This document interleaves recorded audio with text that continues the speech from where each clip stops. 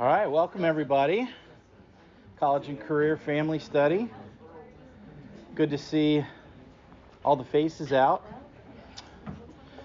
We're going to get back into our outline where we're looking at responsibilities of parenting, and hopefully we'll do a quick review of Deuteronomy, jump to Psalm 127, and then maybe end up in Colossians as God is willing. We'll see how far we get and what kind of good discussion we can have. So let's open up in a word of prayer. Father, we love you. We thank you for this day. We thank you for just what you're doing in hearts and lives.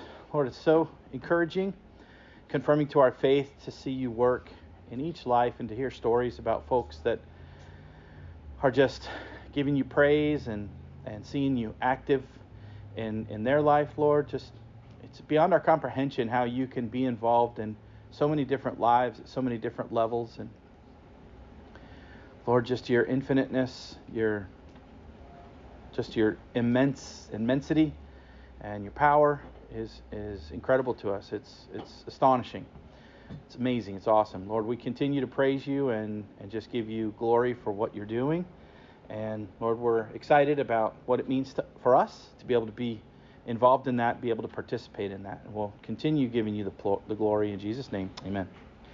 All right, so God, the two principles that we've really been trying to focus on here is the fact that parents are always teaching. We really kind of went deep into that last week in Deuteronomy, and everything they do, whether it be discipline, whether it be, we see Moses when he said, when thou risest up, and thou sittest down, when you go by the way, when you put them, on your sleeves, put them as frontlets between your eyes. Don't allow world system to distract you. Allow the Word of God and God's principles to direct you and keep you focused. So we need to be intentional, because understanding that we're always teaching, we need to be very intentional about what we do. And every aspect of what we do carries a message, carries something where we are teaching something. And I think in my experience, I found that you're often teaching so much more with your actions than you are with your words. Your kids are watching what you do. Your kids are watching how you handle your relationships. Your kids are watching how you handle adversity. And they're learning life lessons from that. My mind goes to a family that I'm familiar with where it seems like every time something difficult happened, they changed their life situation to make things easier for their kid. And in fact, moving schools, moving churches, doing this 3 and 4 different times. And so their intention was to provide, I'm sure if you asked them, their intention was to provide the best experience for their daughter. She's very talented, and they wanted to showcase her and make sure people got a chance to see her. But I think all they ended up teaching her, I say all, I think one of the major things they ended up teaching her is that when things get hard, quit and go try to find a better situation somewhere else. Instead of sticking it out and learning the lesson that God wants you to learn and submitting to the circumstance or the authority that God has you in that situation, I think this young lady's mindset is always going to be, well, this is too hard. This is not working out. There's too much negativity going on. I'm going to try somewhere else. I'm going to try something else. And so again, that understand that number one, we're always teaching. So what are we teaching? And let's make sure we're being intentional. And it's hard. It's hard to do that. One of the things we say in administration is it's very easy to be a bad or a mediocre teacher. It's really easy to do that. I mean, you just follow the lesson plan. You stand up. You talk out of a book. You give a test. You grade a test. It's easy to do that, but it's very hard to be an exceptional teacher. It's very difficult because you have to you have to constantly be refreshing, and you need to constantly try to stay 1 or 2 steps ahead of your students. As a parent, you have to kind of do the same thing. You have to take these principles that are tried and true and be consistent, but then you need to freshen up how you apply those principles, I think. And so you need to be intentional. It takes a lot of work. It takes a lot of effort. Well, the second principle that I think we want to look at is these kids, they belong to God. Our families belong to God. And we're going to see that in Psalm 127. So let's go take a look at Psalm 127. And let's read through that psalm. This is, I believe, Solomon, or David to Solomon, perhaps. So it's a song of degrees for Solomon. So I think this is something that David is trying to provide for his child. All right, so let's go ahead and read all five verses. Alan, you want to start off? Except the Lord build the house, they labor in vain that build it. Except the Lord keep the city, the watchman waketh but in vain. It is in vain that you rise up early and go late to rest, eating the bread of anxious toil, for he gives to his beloved sleep. Behold, children are a heritage from the Lord, the fruit of the Lord. Like arrows in the hands of the warrior are the children of one's people. Blessed is the man whose quiver is full of them, who will not be put to shame or made content with their words. All right, so we see here that God wants us to take something that's important, take this information, these principles that we're deriving out of God's Word, and pass them on. Hold your place here. We're going to come back, but let's take a look at 2 Timothy chapter 2. I want us to see the principle of multiplying ministry. 2 Timothy chapter 2.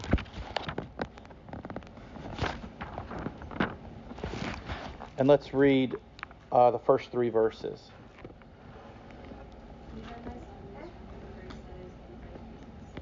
And the things that thou hast heard of me among many witnesses, the same commit thou to faithful men, who shall be able to teach others also. Thou therefore endure hardness as a children. So we see here Paul telling Timothy, he's not saying be strong, go work out, man up. This is passive. He's saying be empowered with the grace that's in Christ. He's telling him to rest and to be at ease in his position in Christ, and that's where he will find strength. That's what he's telling him in verse 1. And then in verse 2, he's telling him, I'm telling you some very important things. Let's make sure that this goes viral, is basically what he's saying. He's saying, I want you to take this and I want you to commit it to faithful men. Now that takes intentionality, right? Why? Why does that take intentionality? Why is that not just tell as many people as you can? What's the difference in that? So there's 2 words, I think, in that phrase. There's commit. It's not just tell, it's commit. So when you commit something, you're taking something that's valuable and you're handing it off in an intentional way. I was just watching a spy show on TV, and they have these things called flash boxes, right? Where they take a piece of electronics and they put it in this metal briefcase, and if somebody tries to tamper with the briefcase, there's a charge in there that actually destroys all the electronics that's inside. It's something that's you're committing it. By putting it in that flash box and transporting it that way, you're basically saying what's in here is super important. It's very valuable. So that speaks to what we were talking about last week. The Deuteronomy passage where it says, put them on the posts of your house and put them in the gate. Now that doesn't mean your gate, that's out by the road. When the Old Testament talks about the gates, talking about public places where we might say, put them on the courthouse. We might say, put them at the seat of the government. We might say that. So this is something that's very important. It's so important that your most important people need to make sure that they have these principles. These things that we're talking about. God's telling us that there's something very important that we need to pass on to the next generation. And so it says here, commit to faithful men. Commit to faithful men. So we should be very careful in our selection of, he's talking here about church leadership. He's talking about taking, being very careful who you select as your deacons and your pastors, and he's saying that there needs to be a very careful process. So we take this principle and we apply it in our home, okay, that I need to try to encourage my kids to be faithful, and I need to be very intentional about how I pass this information on to them. Why? Well, because of the rest of the verse, so that they might be able to teach others also. There's your grandparents. There's your grandparenting, okay? You are passing this on. We talked about you just don't have 20 years of influence on this world. You have 100 years of influence on this world. That your children's children will be alive 100 years after you start your parenting. Your children's children will be in their 60s or 70s 100 years after you've started your parenting situation. So you are leaving a legacy behind. Make sure you're being careful how you're doing it. Make sure you're doing it in an important way. Okay? So this message is so important that it should be passed on to faithful men who can teach others. Now, let's take a look back now at the psalm. We see the psalmist talking of the need for God to build the house. So, as you lay your foundational principles, we've got people at different stages in here. We've got our college kids, we've got our young career, we've got our young families, and then we have folks that are going to begin the parenting. We have grandparent over here. If you guys haven't heard that, Garrett and Carrie are expecting. So we have Grandpa over here in the corner. Have you figured out your grandpa name yet? Abba? Nice. Well done. Abba. So Abba, not the 70s music group, okay? The Abba Father. So don't go singing Dancing Queen next to him. Don't do that. That would be terrible. Have you really thought this through? Oh. Just wondering. What's the other Abba? Abba Father. And nice one, Tim. So we have people at lots of different stages in here, but you need to make sure that you're being intentional about how you interact with family members. That's the point here. And you are being foundational and need to understand that it's God who needs to build the house. God has provided you these principles of parenting, and I think we narrowed it down in our introduction to provision, protection, teaching, and discipline. We looked at kind of 4 different areas. These are principles that you see through the Old Testament, and you see them repeated all through the New Testament as well. Provision, protection, teaching, and discipline. And there's definitely some overlap in those 4 categories.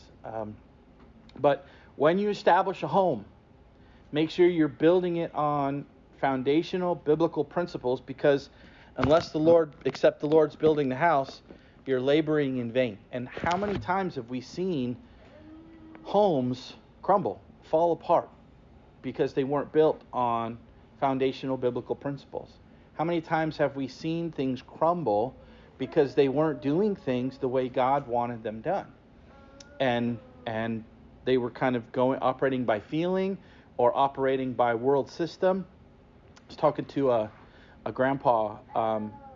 They allow kids to come and eat lunch with their parents come and eat lunch with their kids every day at school.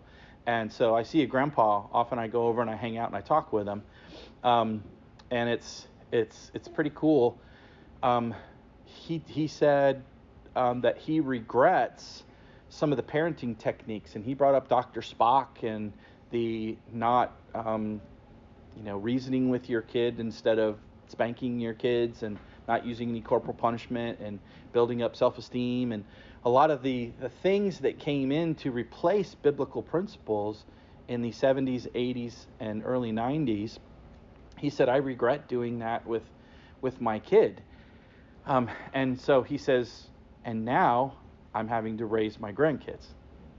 So he admits that generation in the middle, he dropped the ball on it. But hearing that from him was very interesting, and I immediately thought about our class.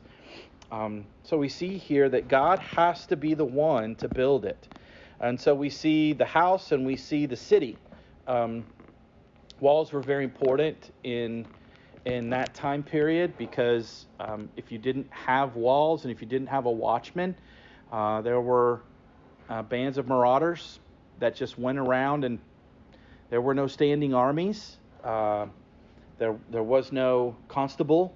So basically they had to have these walls and these watchmen that would alert people to when these marauders would come in and just try to loot the city, try to take everything of value and do harm, steal the kids as slaves and take everything that's valuable. So they would need to put this watchman, but the Lord is the one who needs to be our watchman. So what does that tell us? There's a lot of significance in allowing the Lord to be your watchman.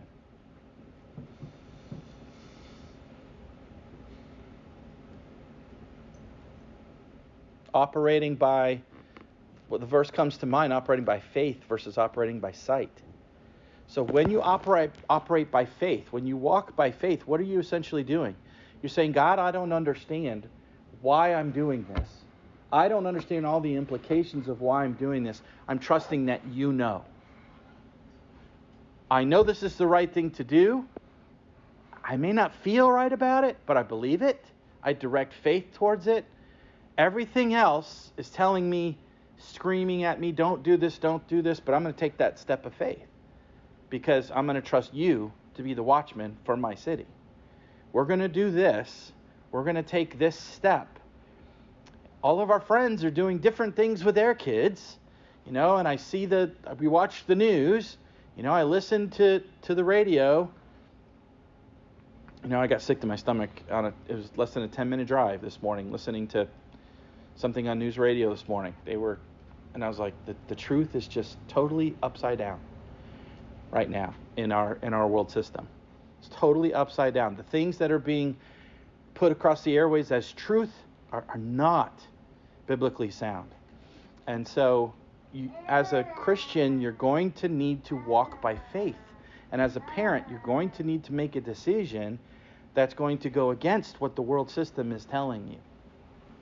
Because of this, because we're trusting that the Lord is going to be the watchman on our cities.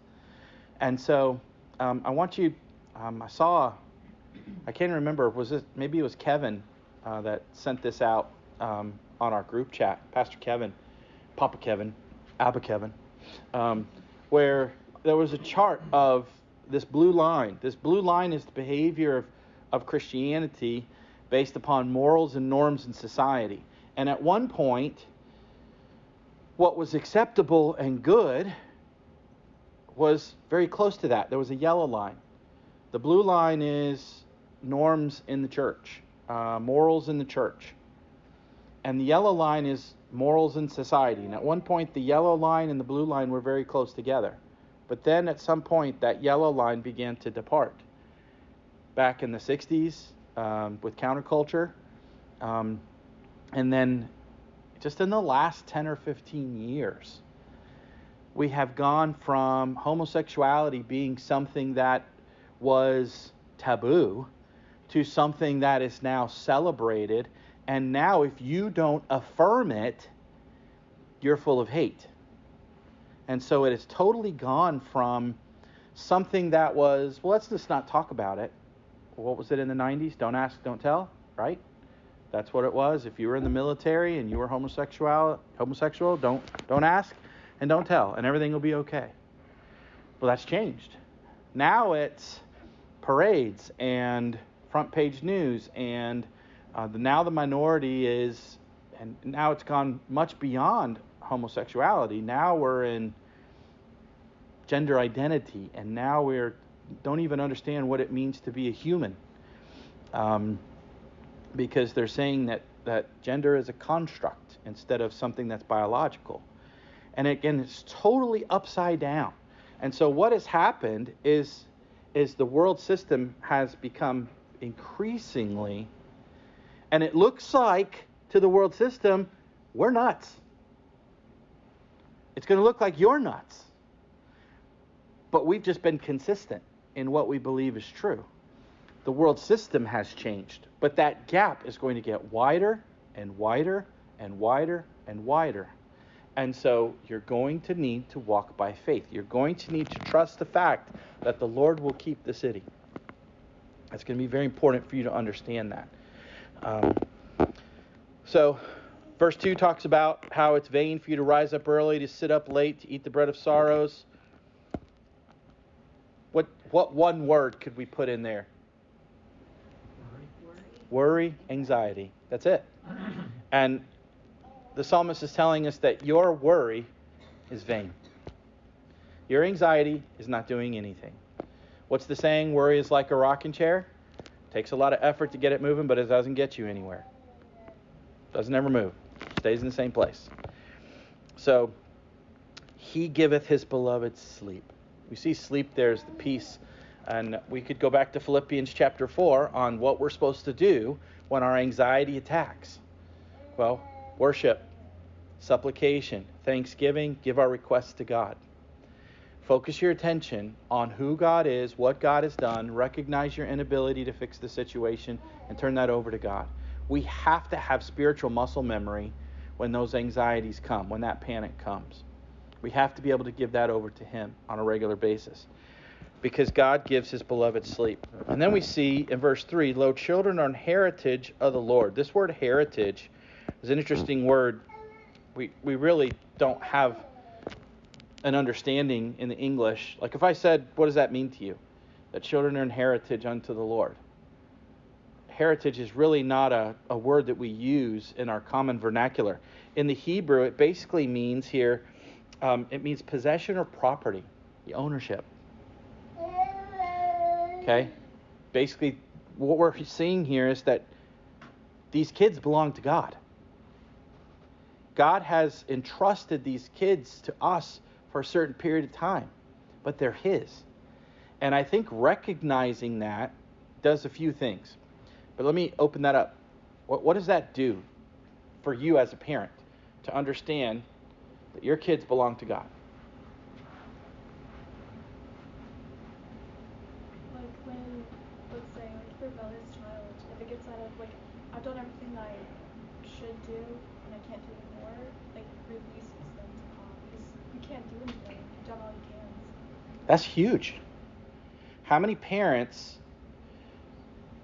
take ownership of that and take that baggage that's not theirs? Once they've done truly everything that they can do, they need to be able to turn that child over to God. There's a situation that I'm in the middle of right now over in Fort Walton Beach. I have a mom who's texted me that's saying, I had to call the cops again last night. This kid's 14. She said, I called the cops again last night. She's getting close to the point where she has to say, I can't anymore. I have younger kids in the house, and we got to kick this kid out of the house. This kid has to go into the system because I can't do it. Someone else has to take care of this kid. This kid's 14. But I've had a conversation with this kid. He gets it. He understands. He knows exactly the choices that he's making. He knows where he's going to be in a few months if he doesn't change his behavior. But that's huge. That's very good. Thank you. Anybody else? What else? What's the significance of this? I'm just thinking of like a library book. I want to take care of it a little bit better than it was mine. You know, when something belongs to us, we kind of sometimes we take liberties and chuck the book across the ground.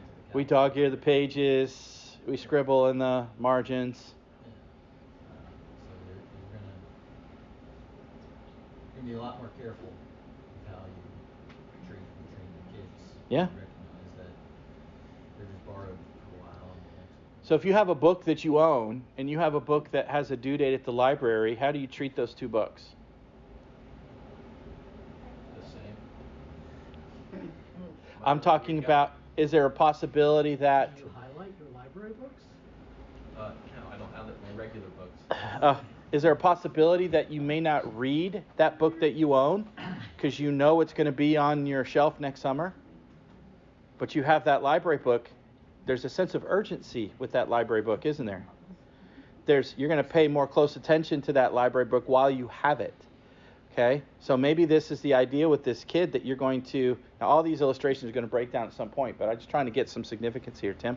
Well, just to be totally explicit and change the analogy, sometimes when my kids are driving me nuts, I pretend they're not mine. Do that all the Lord? time. And it actually helps. Like, how would I handle this if this was somebody else's kid that I'm babysitting? Like, I'm not going to do like some lose my mind thing with somebody else's kid. So like, okay. I pretend that they're not mine. I pretend that I'm not me. That gets me out of tears. Those are not, that's not crazy. That's not as crazy as it sounds. That's excellent. That's excellent. Yes, sir. Might help the parents be a little less controlling. Yeah, this is not an individual for you to clone or live vicariously through. This is an individual that God has created that has a very specific set of good works that God wants to do. So he's not yours to control. He's God's. He's God's. Kind of going along with like what he said, like I've seen, not a parent, but I've seen it firsthand where like people. They'll remain nameless. That's okay. This is a safe place. They they try to shelter, like, oh, the Lord doesn't want you to see this, the Lord doesn't want you to see that, and they keep them so sheltered and confined that when that kid turns to a certain age, they lose their mind because they're like, oh, well, my parents never let me see this or try this, or, I was never able to ask the question of why drugs are wrong, whatever, just example. So I think that person, like the parenting way, like sheltering your kids from everything, that's just hindering them when they turn 18, and it can be like, peace out, I'm gone. Yes, that's a very slippery slope. We talked about that last week or the week before actually, when we were talking about law versus grace parenting, and that slope of there's a point where you micromanage everything in your kid's life, but there's definitely a point where you begin to have them make individual decisions, and they are the consequence of, at a very young age, if you do this, this happens. Do this or else this happens. Well, we get to a certain point with our kids that we start saying, do this because it's the best thing for you. And the consequences are, you start to turn them over to God to give them consequences. And so it's very important. It's also important to explain things, like from the sheltering things, like when you say, don't do this, and they say, why? Not just because I said so, but this is why you shouldn't. Like, it can lead to bad things, or explain, like, what it is, like, if it's the drugs, like, this is what it is, this is why we shouldn't do it, and this is, like, what happens if you do it. And I think it's important that if you not so much say, like, if you do this, it's whatever, but to also say, like, things happen, because it's important to let them know that you're going to make mistakes, and they're going to slip up sometimes, and it's important for them to realize that that's okay, and that's normal, and that, just kind of... So this child belongs to God, so I have a responsibility to prepare them for life. When this child leaves my house, they need to not just know, well, my dad didn't like that. They need to know why that is intrinsically evil. And they need to know the different kind of evil. They need to know this is an evil I should never touch, and this is just not eternal, and I need to be able to use this the right way. This is world system evil, and I just need to use it and not abuse this. So we can talk about money. We can talk about everything that's in the world system, academics, your job, entertainment. All of these things are temporal. They're not eternal. So you need to have a take it or leave it attitude with them. You need to use them to be able to accomplish God's purposes, but you don't focus on them, and you don't prioritize them, and you don't lift them above God's purposes for your life. But you need to understand what entertainment is and the value of it, where Paul says, everything's lawful for me, but not everything is expedient. Not everything is useful. And so teach your kids the lack of eternality of things in the world system. Because if you've kept them away from everything, they're just going to be like, smorgasbord, I get it all. And they're going to gorge themselves. They're going to be like the prodigal son. And they're going to end up in a pigsty somewhere. And so I'm not saying introduce your kids to recreational drugs at a young age and let them try it. That's not what we're saying, okay? What we are saying is they understand them. They understand why someone might be tempted with recreational drugs. They understand why people become addicted to alcohol. They understand why people might be addicted to pornography. They understand that it's out there. They're able to navigate away from it, and they understand the world system. Okay? They don't have to experience it to understand it. Was your hand up for a second? No? I thought I saw a hand in here. I did. You did. Okay. Yeah. I'm like, who are you looking at? Well, I saw a movement for both of you here when I called on someone else. Jackson is, right at that age, like middle school, 8th grade, where we're like hitting like major things to discuss, and going to public middle school, whatever he sees, and I think in private school they probably do too. Like hear and see plenty of things, and so there's a safety there that we're trying to build a conversation to for Jackson, where he knows I can ask the hard questions and we'll talk about it. You're not going to just brush it off. But something that I was thinking about in that Psalms, in that second verse about the Lord protecting the city, okay, so if at my house I have an armed guard outside of my home, right? And I feel a threat on my home and I start freaking out and like trying to do everything in my effort to protect my family and my home, ignoring this armed guard, that doesn't really make sense. But instead, if Billy and I go to him and say, hey, we feel like there's a threat and he has all of the things to take care of us, why wouldn't I do that? And so that's sort of what it reminds me of with my family. Oh my gosh, just this horrible question. I need to get the right answer. Instead, like, wait a minute, I have an armed guard outside of my family. That's right. You know what I mean? Let me go to my Bible, let me stop and pray. God loves your kids more than you do. Consult with my husband, Good. And approach it in the right way. And that's like, not exactly how I handle it every time or most of the time. None of us do. But how I think it's meant to be, and looking at it in that way. Excellent. Alan? I was just going to follow along with Lindsay's comment that, yes, that is right. However, as a parent, that is hard. The easy way is because I said so, you live in my house, you live in my rules, get out if you don't want to do them.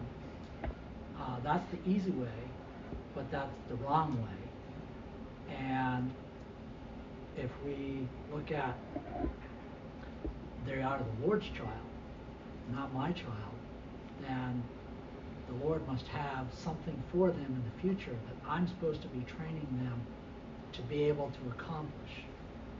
And one of the big things that I saw with my education growing up it was all about figuring out how to do the system. And what I learned after school was it really needs to be all about figuring out how to find the answers. So that's good. Once they're moving from that stage of I'm micromanaging your life to I'm teaching you how to find the answers.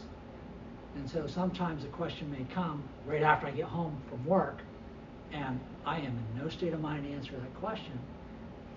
Well, rather than trying to answer it or just brushing it off, you need to say, okay, I can't deal with that right now, but let's set aside Saturday morning and we'll figure it out together. We'll look together at what the Bible says. Yep.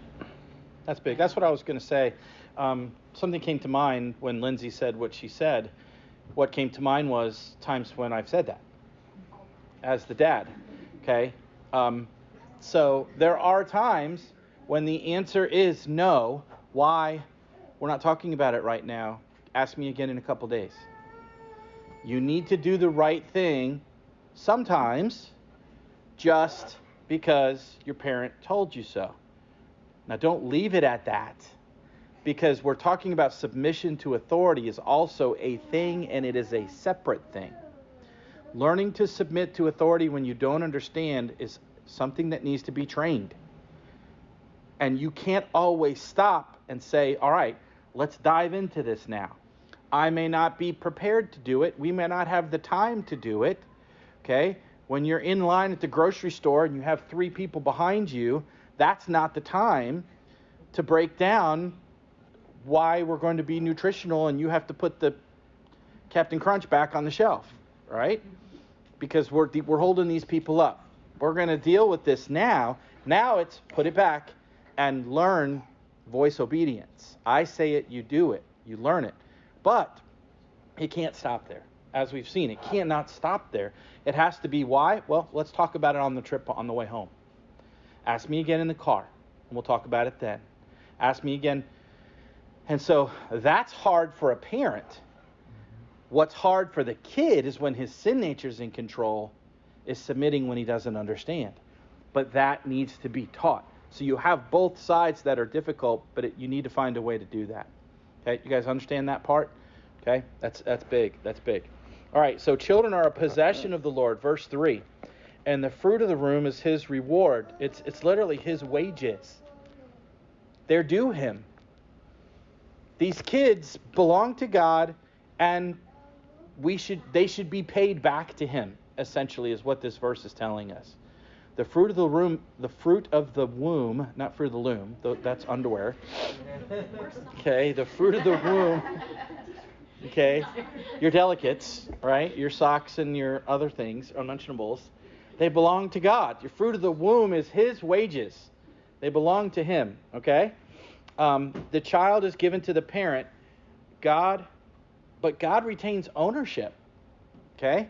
So understand that what you have belongs to someone else. That is it is a relief, as has been mentioned, when you've done everything you could do, because ultimately the responsibility is God's.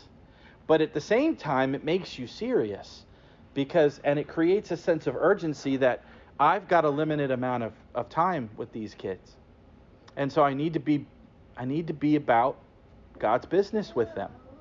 I need to be careful because there's going to be a time when they don't look at me the same way. There's going to be a time when what I say has a different weight on them. There's a time when your kid worships you and they think you're the best and you're the greatest. That's not going to last. They're going to say, well, my dad's kind of an old crazy person now, right? And so because they're going to have a much greater body of knowledge and they're going to have experience, they're going to have begun getting wisdom, right? And it means it's just they're in a totally different state. So the words that you say have different value. So be careful that you're using it properly when you can. And then we have the arrows in the hand of a mighty man. So are the children of the youth. I think we had a lesson from Pastor Shetler on Father's Day about that, if you guys remember, about the arrows. You're aiming and all the things he said. That'll preach, brother. That'll preach. So just understanding those principles that as a parent, you're gonna have to let them go one day. That these are kids that you're gonna have to turn over to the Lord. And blessed is the man who has his quiver full of them. So we have these principles. I think we have these principles reflected in the time that we've spent in both Ephesians and in Colossians. Okay? But let's take a look at, we're going to finish in Colossians. We're not going to have time to get to it today, but I do want you to go to 1 Timothy chapter 5.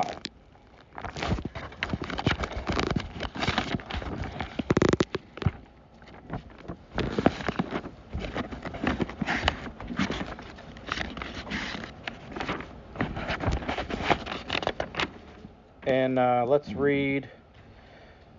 So I think when we get up to chapter 5, verse 2, we have spent a few chapters talking about how things should function in the local church. Okay? Once we get to verse 3, we're starting to look at very practical behavior. Okay? Things that should be evident in our church. How we take care of the widows. but there's an important principle in here that the church's responsibility to care for those who cannot care for themselves. So let's go ahead and jump down to verse 8. I don't know where we left off over here. But if any provide not for his own, especially for those of his own house, he hath denied the faith, and is worse than. So it is the responsibility of the church to take care of widows and orphans, but it's the responsibility of the parents to provide for their kids. Okay? And I think the flip side of what's being discussed here, it's the responsibility of the kids to take care of the parents when they get aged and they can't work on their own. Okay? It's the family's responsibility to provide for those who cannot provide for themselves. So provision is an important part of what we've been talking about. We've been talking about discipline. We've been talking about teaching. We've been talking about protection. But provision is a part of this, making sure that that their physical needs have been taken care of, that there is a place for them to stay. We're on the back end of that right now with my dad. Now my dad now is 76-year-old diabetic that is struggling with his health. So there are things that need to be done daily to make sure he has a place that he's being cared for, he's being watched for, he's getting the medical attention that he needs.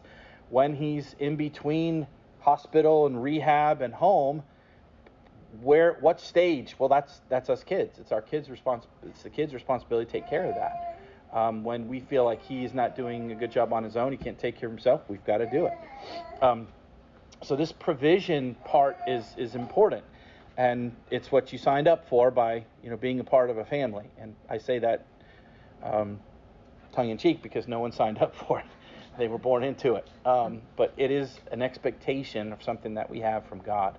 So we're going to go back to Colossians, Lord willing, not next week. Next week Dan's jumping in for us, but we'll be back on the 17th, and we'll talk about this. We're going to go into Colossians and look at some directives. Okay, we're going to look at these principles from the Old Testament in light of New Testament directives. Any comments, any questions as we finish up? Good discussion today. Again, I appreciate you guys jumping in. Let's close. Father, we love you. We thank you for this day. We thank you for, again, being a part of your family. And we want our families down here to reflect, to look like what your families look like. Lord, thank you for those that you've blessed here with discernment. And thank you for teaching us what we need to learn. And just pray that we would, again, be doing a good job with your kids. And we'll give you the glory in Jesus' name. Amen.